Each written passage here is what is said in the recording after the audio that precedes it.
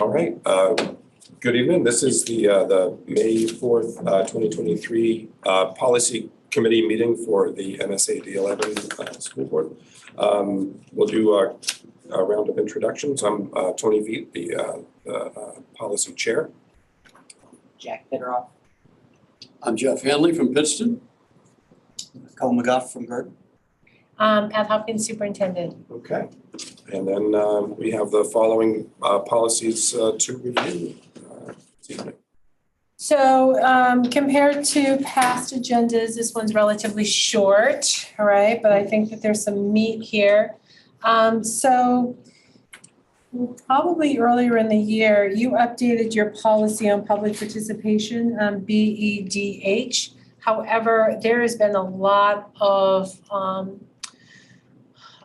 conflict throughout the state of Maine, right? And there's been some court cases regarding public participation at school board meetings. So as a result, we have received an updated policy that is being recommended that we review and discuss, that more clearly defines what is required. So I mean, I think that the big picture thing in here is you can still limit, and it's up to you to set what that limit is for public comment, which you've done before. You can limit not only the amount of time that someone speaks, you can limit the total amount of time that you will dedicate to it. But also making it really clear that anyone is allowed to speak. It's not only for residents, right, of the 4 towns. Anyone can come in and speak. And it's up to you to determine as a board how you want to manage that, if you want to manage that. And so there's some language in here that talks about the options of prioritizing, right? So you can prioritize so that your residents have the first option. So if you say, all right, each person is going to have no more than 3 minutes. I think you've done 2 in the past. I don't know if you want to stick with 2, if you want to move it to 3. And we'll have no more than, I don't know, 20 minutes, 30 minutes, whatever that is. And you make that determination. And if you have a room full of people, then at least if you prioritize your taxpayers within your 4 towns, then they're more likely to have the opportunity to speak and to have priority over someone who's not a resident in our community. So that's a lot of what this is. And then it talks about what the board chair will do. That is not dissimilar at all to what your current policy is. So I just need some direction from you as to what you would like to do. Any thoughts from the group? Just a question from Pat. In your tenure here, how often has public comment overrun the pre-allotted time? Or it seemed like it was going to? It's been rare that we've had people attend the meetings during the masking year, right? The one we were back, but it was required to have masks. That's when we had members of the public present. And I don't know, maybe other board members can say how long that took. Maybe 20 minutes or so. I wouldn't say we were overrun, but there were certainly members of the public here. And the board at the time decided to limit it to 2 minutes. If there is a huge, a significant concern that's being raised by the community, what the board has done to allow for meaningful conversation and adequate time for members of the community to provide some input, the board has had like a special meeting dedicated just to that topic. Yeah. So that's been my experience. Yeah, I think actually even prior to the sort of masking years, the COVID years, we'd had some conversations about how much public comment, because sometimes there'd be none or very little comment. Then sometimes there'd be sort of extended periods, and the focus would sometimes vary from whatever the agenda was too. And so we've tried to look at ways to make sure that everybody gets heard, but also that it can be contained in a reasonable way, right? So the 2 minutes, I think, came from some of that. Yeah, probably. And what I think you're referring to, Tony, is at one time, the recommendation from attorneys was to have public comment be specific to items on the agenda. Mm. But that practice has changed. Oh, thank you. And the law has changed, and now the legislature, the way the law is written, we're not able to limit it just to items on the agenda. It has to be just general public comment. Now, with that said, there are some things that members of the public can't speak to publicly. If it's a personnel matter, things like that that is confidential, that they cannot speak to. But beyond that, they have the right to just come in and share with the board. That doesn't mean you respond, right? Right. You're just listening, and then the board can decide whether to add it to an agenda or talk about it later or et cetera. So a person coming in, they can't complain specifically about a teacher. Correct. Can they bring the subject up and ask for it to be investigated? Would that be allowed? No. No. If someone, I'm wondering when, how you, if someone has a concern Yeah.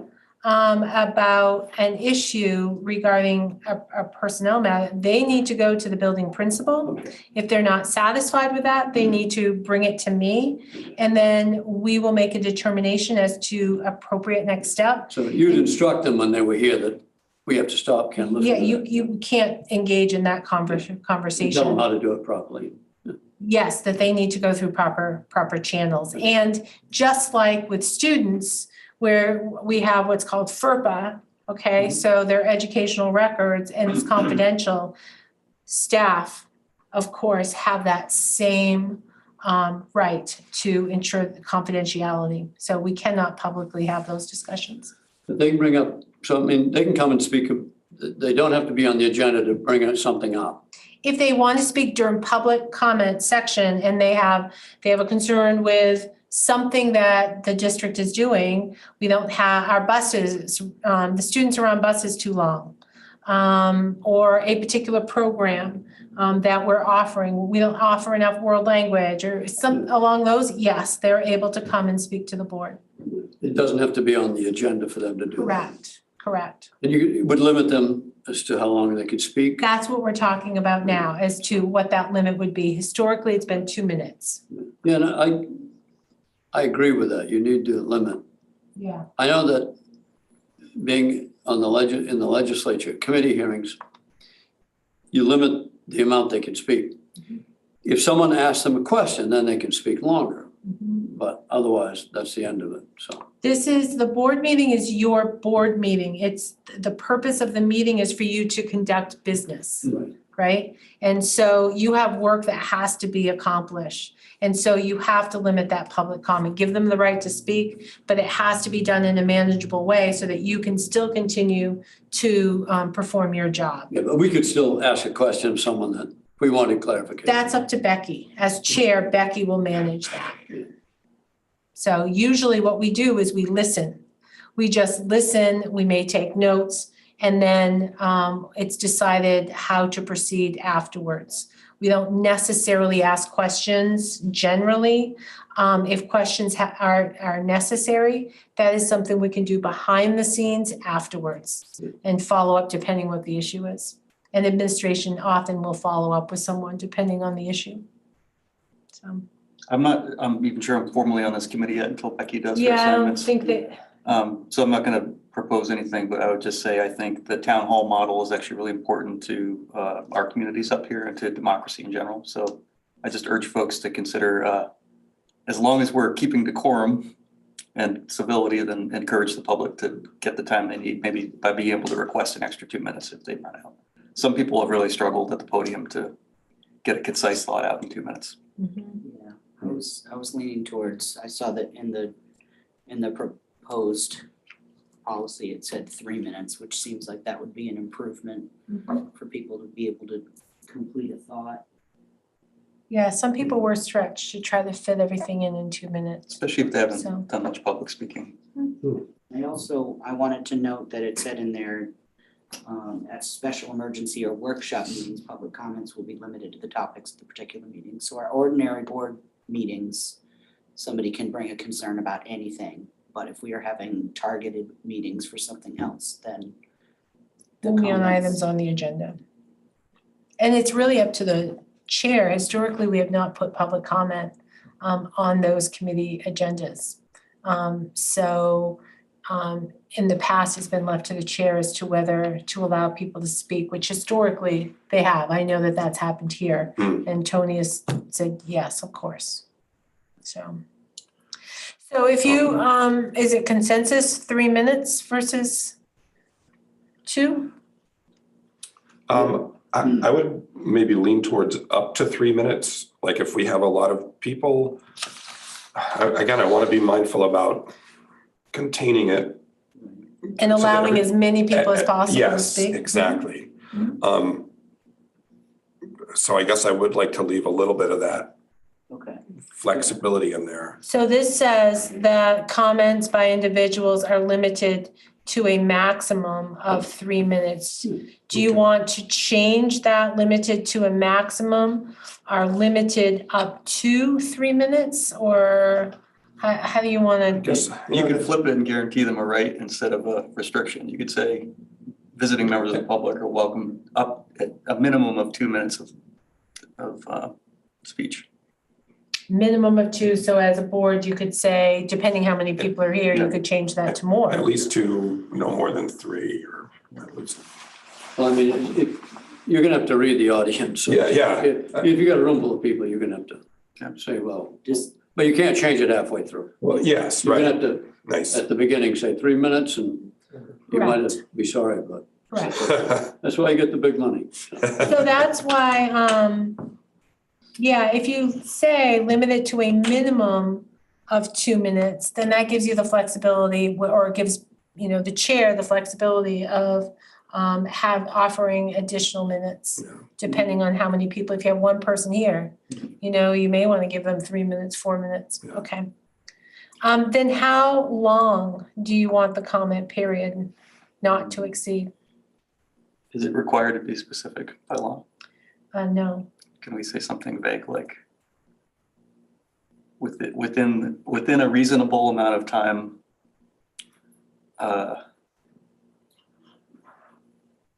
Can do in consideration of the overall agenda of the meeting. Then it leaves it at the board chair's discretion to say like, you know what, we don't have much to do tonight. There's a lot of people who want to talk about something. Or make a target, perhaps. Yeah. The public comment period is not to exceed 30 minutes, except at the discretion of the chair for reasons, for good cause. It can be extended. Actually, I think it captures that. I kind of like the 30-minute, that tells us something. If we have 30 minutes of robust discussion from the public, that says to me, maybe we need, You need a special a meeting. special meeting, right? That's a good point. And we'd still want to hear that 30 minutes, but just being mindful that we definitely run into the 9:30 side of, we have to extend our board meetings, which we've done, which is fine. But just to be mindful of everybody's, time here, what we're doing, that if it's something that does need that much attention, maybe we should find a way to do that in a way that is more, not pushing into 9:30 or 10 o'clock at night. That's right. Which So- we're all adults, but anyway, yeah, I would. I mean, do you want to, given that conversation and given the fact that the time limits may be modified for a particular meeting, do you want to make it not to exceed 20 minutes? You are limited by policy to no more than 3 hours in a meeting unless you do change. Tonight, you're going to be up against 9:30 very easily, very easily.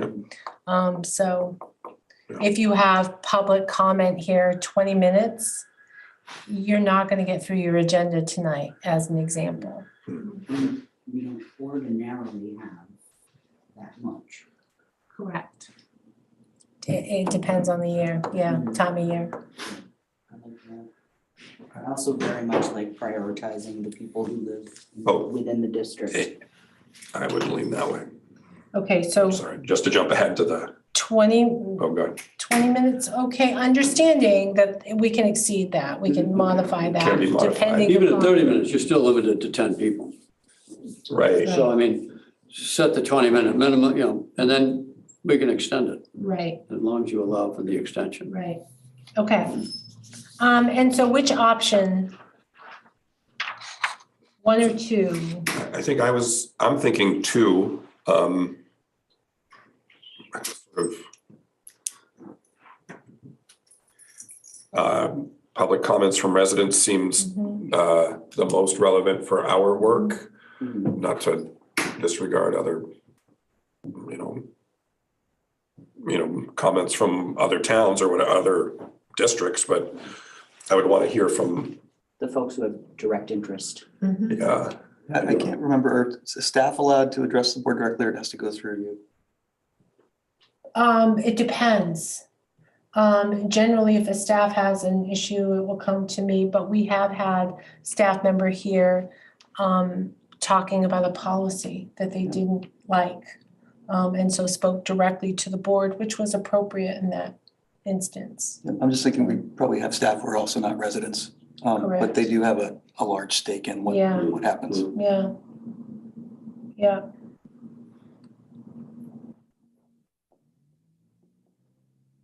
Residents of the district and people who have direct involvement with the district. Or employees, being a little narrower to employees. Okay.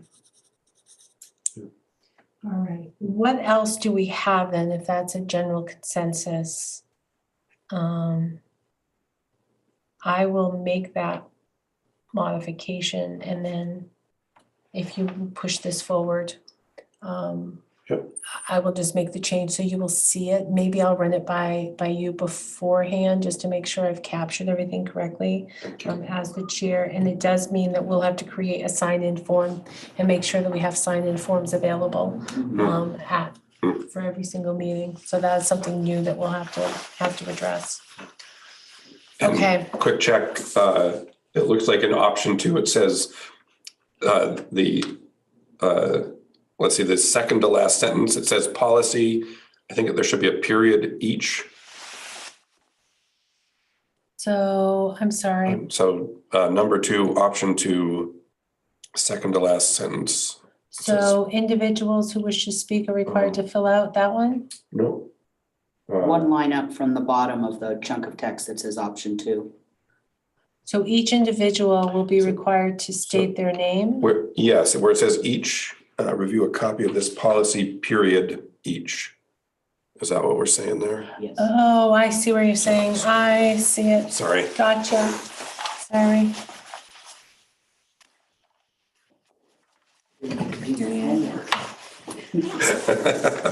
Yeah. That's right. I just gave you a copy of a policy that was already shared with us. So, okay, are we good with that one then? Okay, I mean, this is our last meeting of the season, so I really want to just make sure we try to get through these if possible. Yeah. Yep, so go ahead, Tony. Were you gonna say No, something? I'm good to Oh, move okay. to GE. if So you want. GE, non-unionized personnel for the compensation and benefits. So as you know, we have associations for custodians, bus drivers, food service, ed techs, administrative assistants, teachers. And who am I missing?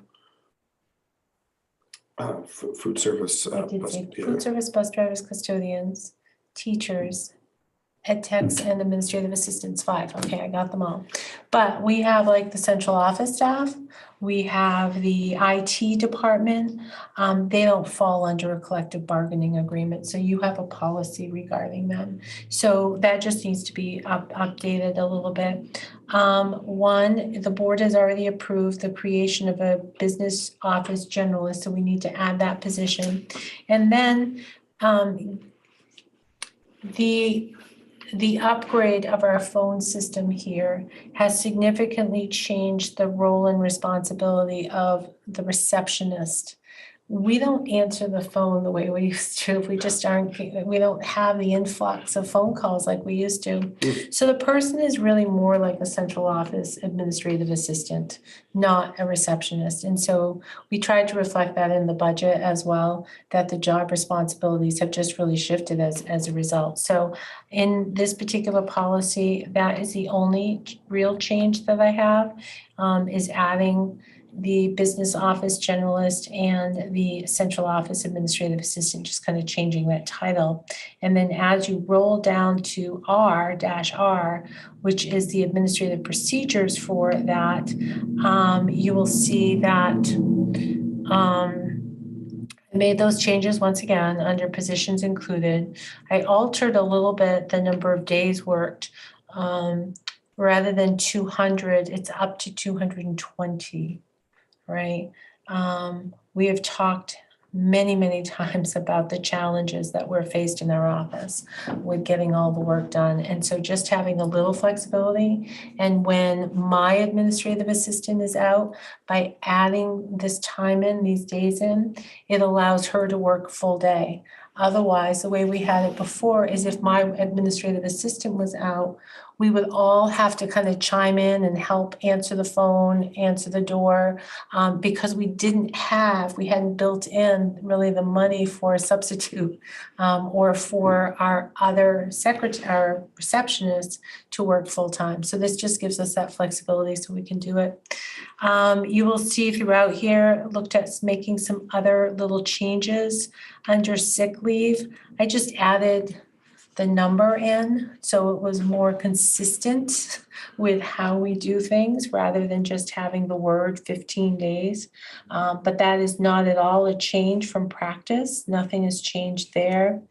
Where the changes come into play are longevity, because the longevity has been changed and increased for all of the associations. Our longevity hadn't changed in the 13 years I'd been here.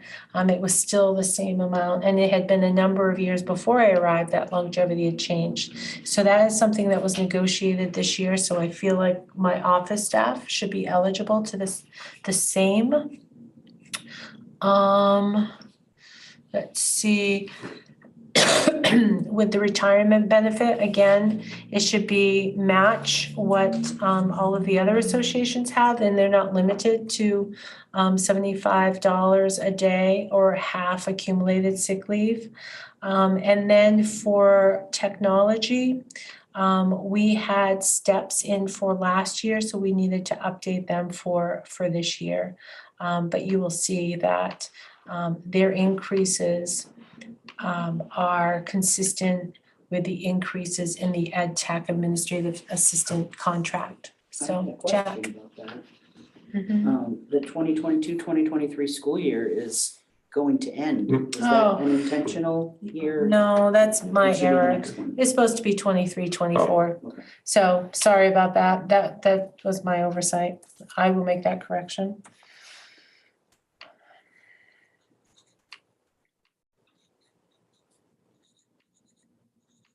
Good catch, thank you. There were a couple of the his/her That I didn't catch? in there, yeah.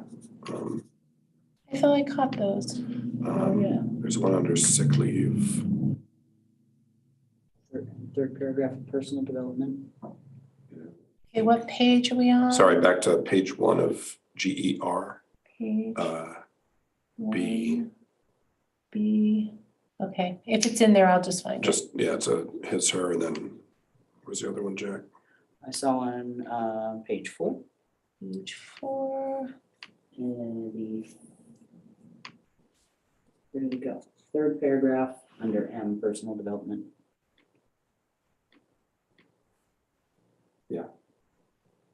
Okay, great, thank you. You're on page 1 of GER. I'm sorry? Did you say page 1 of GER? Yes. GER. Okay.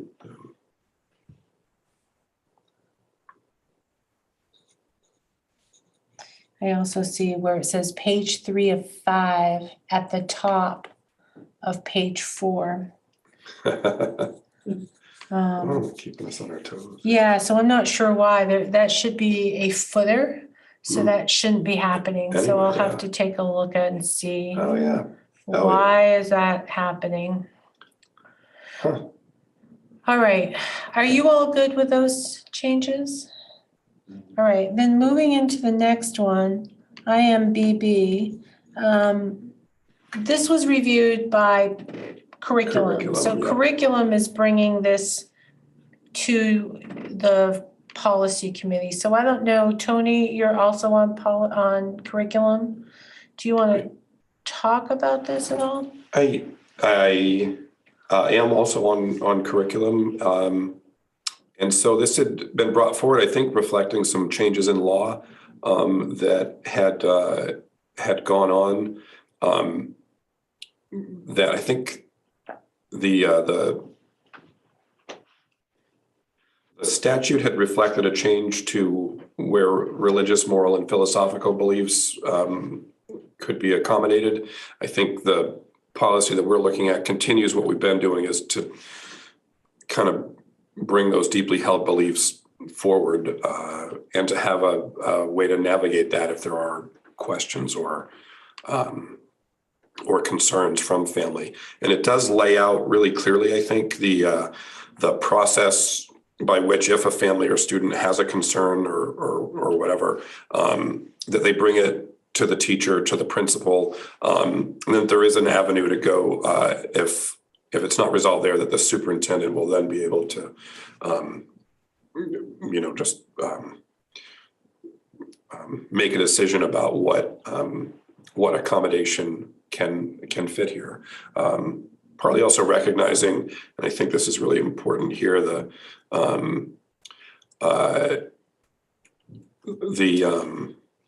what the ability is within the district to provide any type of approved independent study. That's part of what that communication needs to be about. And I think this policy is just more clearly defines the process versus our existing policy. Yeah. So it's just clearer for families, clearer for the board, clearer for all of us into how to proceed should there be a concern raised by a family or a person who wants a certain accommodation. So. Pat, do the principals let you know when a family requests an accommodation? Oh, yeah. Does it come up a lot? No, it came up once this year. Okay.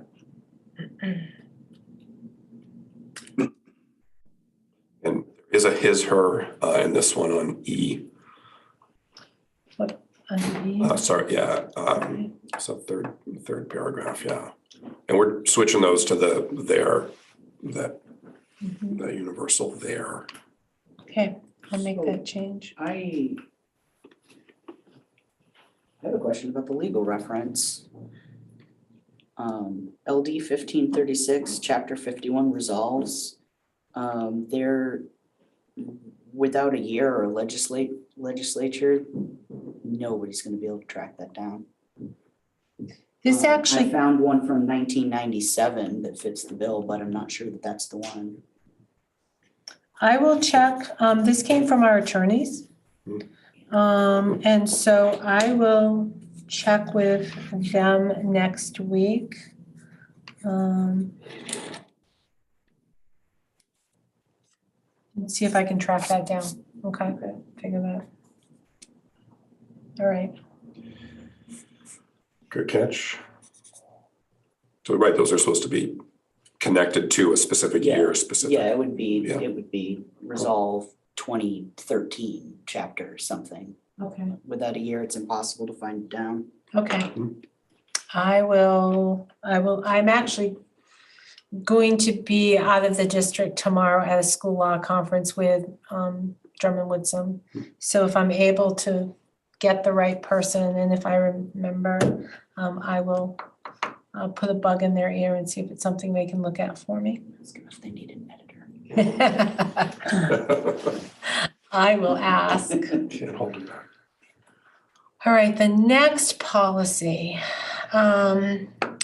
your medication administration policy now includes the ability for us to have Narcan at the school. Should it be necessary, right? So the state of Maine requires a policy and an MOU with us in order to provide that Narcan. So the policy that you see here is the one that they sent to us that said that we have to have in place. So it came directly from the state of Maine. And I can't tell you what department, it came via our nurses. And they forwarded it to me, so. Which policy are we on? I'm sorry. We're on JLCD-2E. Okay. I'm sorry, E2. I'm there. I thought we E2. were, but I Yeah. want to make sure. So I know nothing about this policy. I'm not intimately familiar with it at all. This is just what I'm being told that we need to have in place. All right, so we should do it. Okay. Are you okay with that? And I made up E2.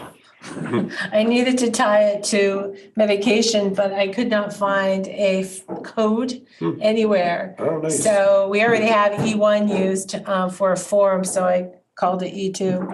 Well, let me ask, any concerns on the part of your health staff about adopting what's in there? No, they are the ones supporting it.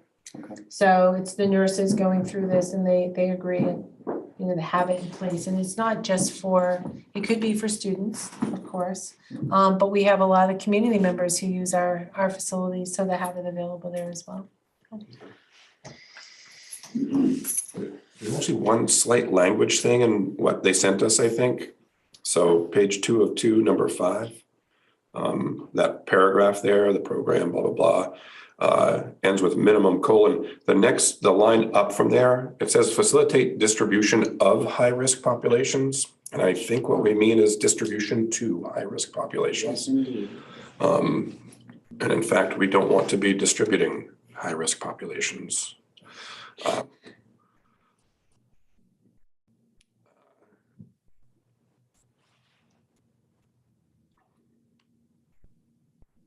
And then they name the populations down below.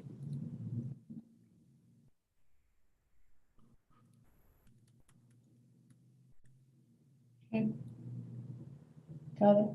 Cool, thank you.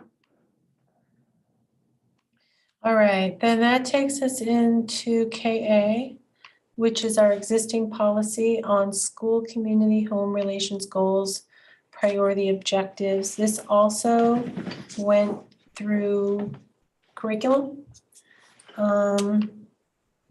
I don't see any corrections or any suggested changes other than minimizing the number of times that we use MSAD11. Good branding.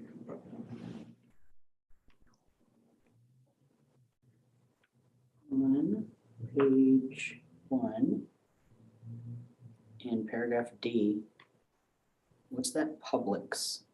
Ensure that the publics within the school system? Do we mean like public members or ensure that the public within the school system has full access? The publics, are they making Yeah, that that's- known? I noticed that too. Yeah, that's kind of Is that a odd. legal term? Yeah, I think it should be public. I don't think it should be plural. I think it should be singular. So it'd be ensure that the public within the school system has full access. Yeah. Let me run that by Angela, just to make sure I'm not missing anything, but that doesn't make sense to me.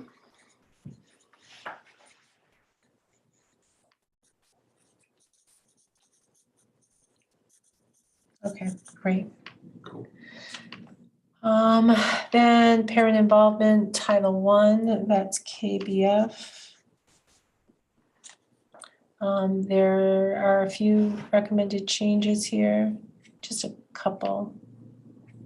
Right, oh, actually, there's more as you go down through. Again, Tony, I don't know if you can speak to any of this. I think, trying to remember, I think this just ties into that kind of overarching, this one focuses on Title I, but it's about obviously community and parent involvement, and really like seeking to make sure that parents are aware of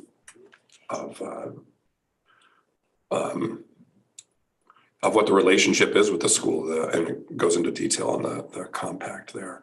And yeah, what their rights are, and I think that what she did is we had KBF, or we have KBF, we have KBF E1, and we have KBF E2.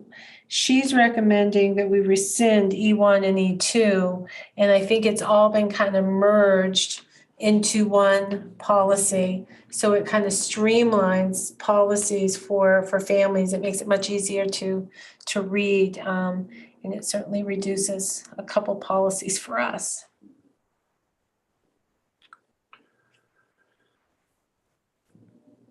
Just one note of curiosity, I don't know, it's worth changing now, but section B in the parent school compact, it specifically calls that television, which is rapidly becoming dated against the suite of media opportunities that kids are actually engaged in.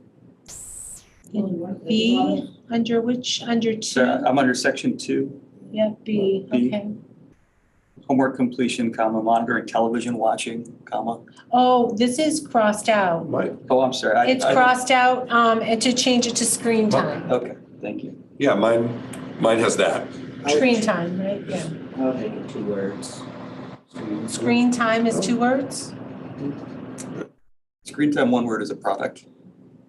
Okay. You knew that. Okay.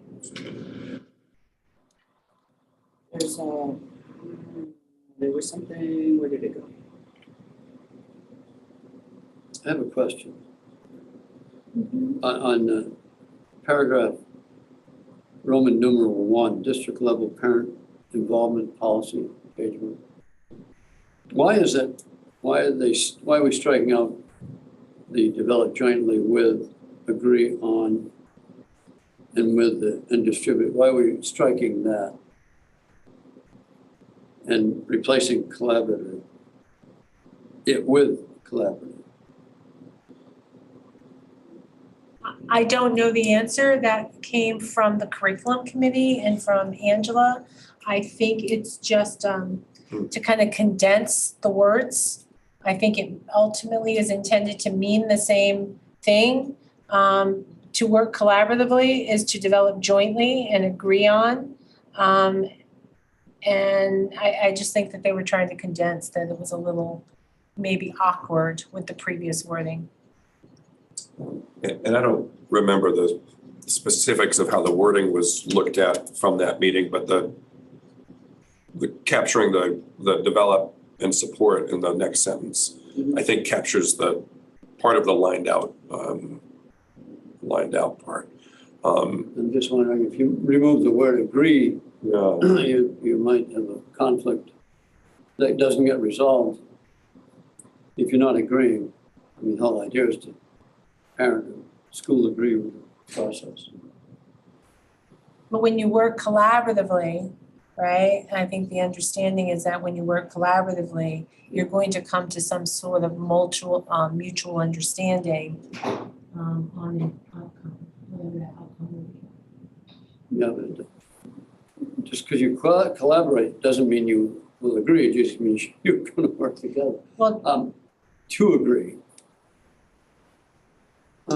Just a question. yeah. Words have meanings. But just because you develop something jointly doesn't mean that you're always going to agree either. And if you have an individual who says no, no, no, and everyone else is in agreement, comes to a place where you're gonna have to go with the majority of people. Yeah. As long as you've given the person an opportunity to have a voice, you've listened, you've taken that person's recommendation and ideas into consideration.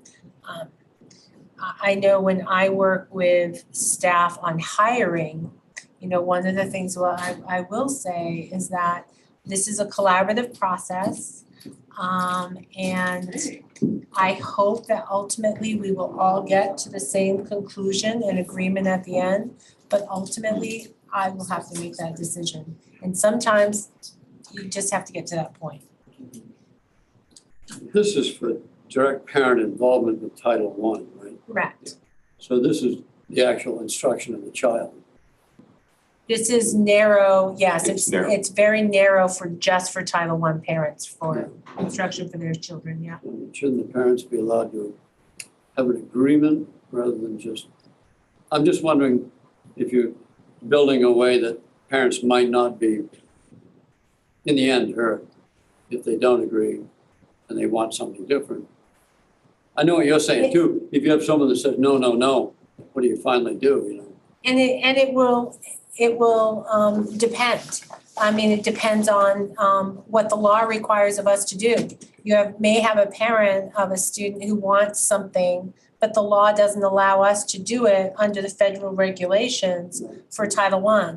So yes, we work collaboratively with parents. We want to listen to parents. We want to make sure that they're in support of the programming and instruction that we're providing to students. But if it is in violation of rules that we have to follow, we can't always say yes to a I parent. understand that. I wonder about bulldozing past people that you're trying to convince. There, further down in 3, there's a number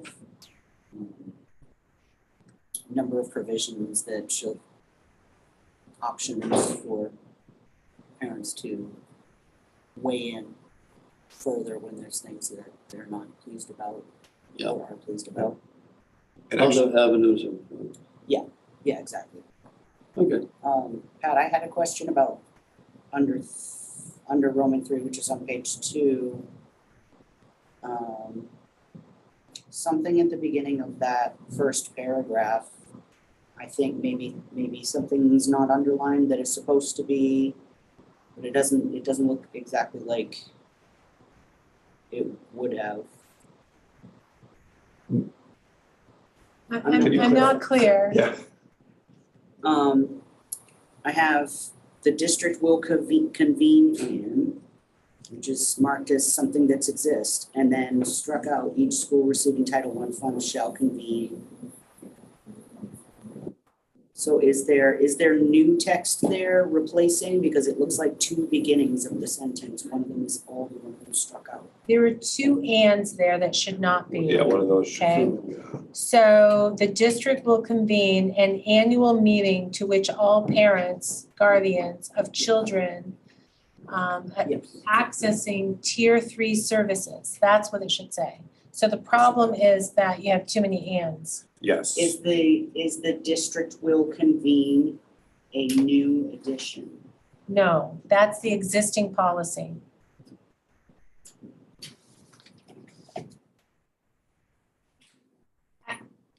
Now, I could be wrong. I don't have the policy in front of me. This is what is sent to me because it's not underlined. I'm assuming it's existing policy. Yeah, I'm reading directly across the line as if it were all in, and it doesn't make any sense. Yeah. I would have to check with policy. I'd have to go back to it. I don't know. Again, this was not done by me, so I'm not certain. The things that remain there are just fine.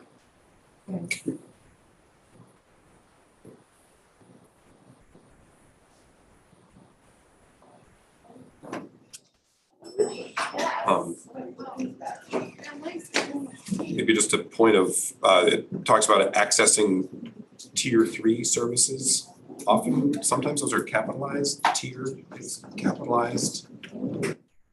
Should those be, like, and usually it's like tier Roman 3, right? Yeah. Yes. And there was just a couple of those.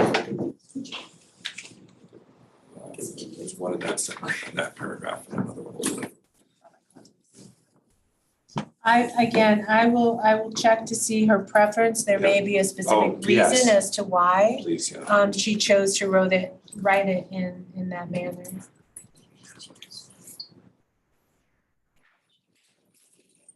Anything else on that particular one? Second paragraph of Roman 3, it's a new section, interventionists will be available at least one conference, will be available for at least one conference.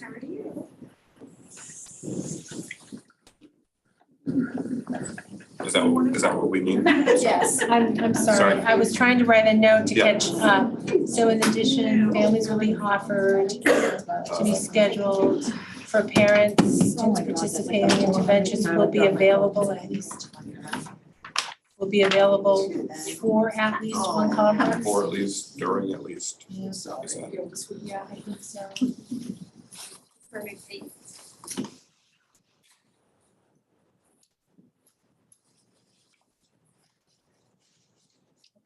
And I just had one more on the cross-reference here. So it looks like the cross-reference is one, for KBF, the cross-references are the policies we're about to rescind. Yeah, so they'll have to be crossed out if you rescind. If we rescind, got it, thank you. I understand that.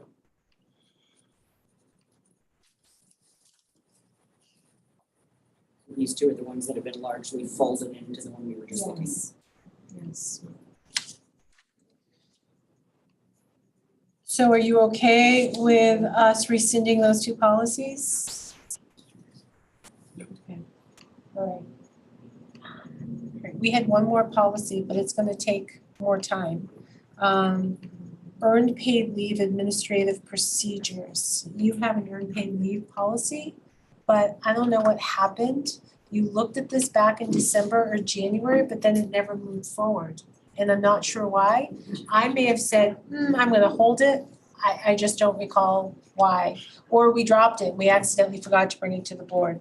But I do have this policy to take a look at some point, and this would be more for non-unionized staff members or for unionized staff members whose contract just says that will follow the law.